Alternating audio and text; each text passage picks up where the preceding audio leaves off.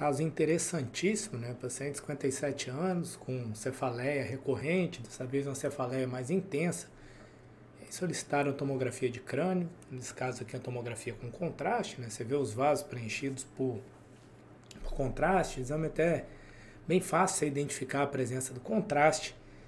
E ninguém tinha acertado essa resposta até então, né? Então, estou gravando esse vídeo, ninguém acertou essa resposta.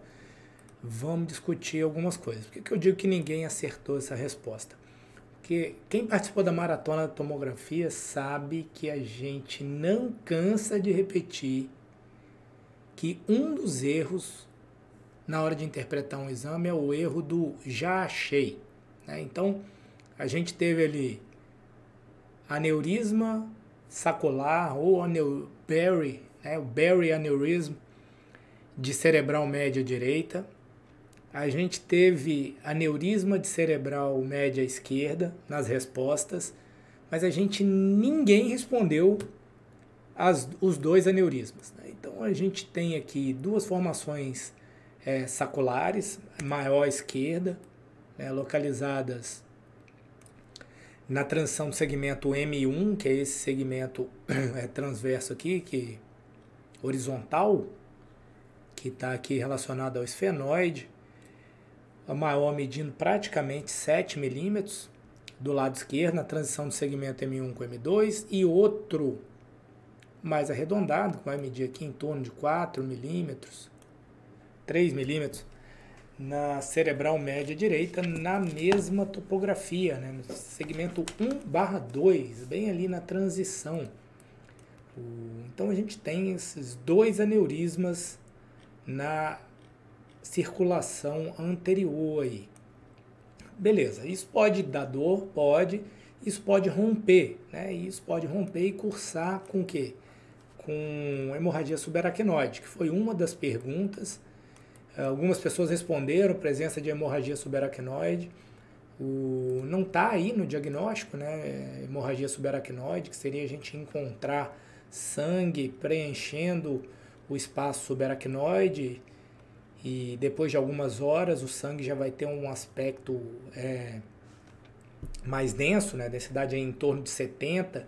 Você vai demarcar os sulcos de forma mais densa. Você vê aqui que o líquor ele é hipodenso. Você teria aí um material mais denso preenchendo esses sulcos. Não confundir isso quando você estiver fazendo o quê?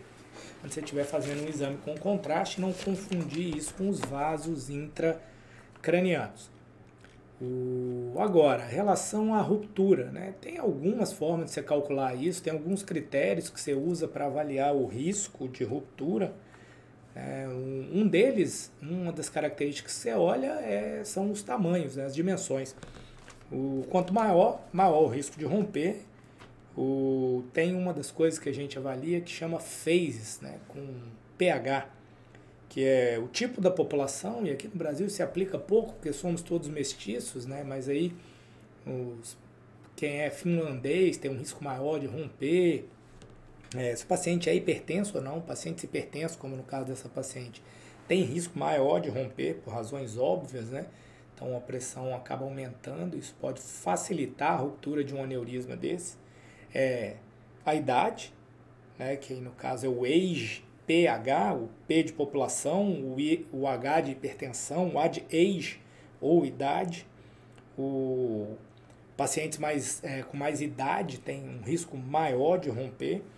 O tamanho, né, o size, quanto maior o risco de romper. Se o paciente earlier, ou se ele já teve alguma hemorragia subaracnoide pregressa, então ele tem mais risco de romper. E a localização também impacta no risco desse aneurisma se romper. O grande aprendizado é que aneurismas, né, 15 a 30% das vezes você vai encontrar mais de um. Olha só. Então esse é um daqueles diagnósticos que o Jedi tem que enfrentar o medo, né? Você não pode deixar de dar esse diagnóstico. E se você brilhar aqui e encontrar esse diagnóstico, você não pode deixar de procurar outro, que em 15 a 30% é muito. Você vai encontrar outro aneurisma, e não vai procurar só aqui, né? Você vai olhar todo o polígono aí, vai olhar o exame inteiro procurando outras possibilidades, né? Cerebral posterior, as comunicantes posteriores, comunicantes anteriores, vai olhar o exame inteiro procurando outras áreas onde você possa ter aneurismas. O importante lembrar que há um componente genético, né? Então os familiares têm aneurisma, a probabilidade aumenta de você encontrar em consanguíneos. E para quem falou de AVC isquêmico, aí você estaria procurando pelo quê? Por sinais precoces de AVC isquêmico. Você vai procurar isso aonde? Você vai procurar isso na tomografia sem contraste.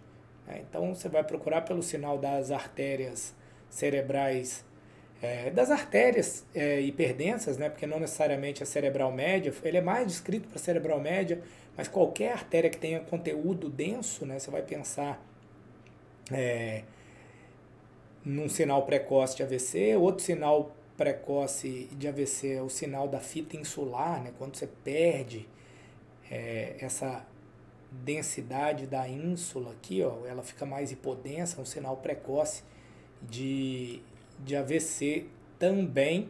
O outro é você olhar aqui para o núcleo lentiforme. Deixa eu melhorar essa... Quando o núcleo lentiforme perde a densidade dele, ou você compara com o outro lado, o ideal é que você dê uma janelada, fica mais evidente aqui que o núcleo de substância cinzenta aqui, ele tem que estar simétrico em relação ao lado contralateral. Se você encontrar áreas hipodensas aqui, é mais uma possibilidade de você estar olhando para um sinal precoce de AVC. Nesse caso a gente não tinha. Então, esse é um caso bastante interessante. É um caso da prática do dia a dia, né? Inevitavelmente você vai encontrar isso aí nas emergências. Então, espero que tenha te ajudado. Se tiver algum comentário que você possa agregar para gerar valor para todo mundo, ficar muito satisfeito de te ouvir e a gente debater isso tudo aí. Espero que vocês tenham gostado do vídeo. Se gostou, se gerou valor, compartilha com alguém que pode aproveitar também esse conteúdo. Marca a pessoa aí embaixo e a gente se vê no próximo vídeo.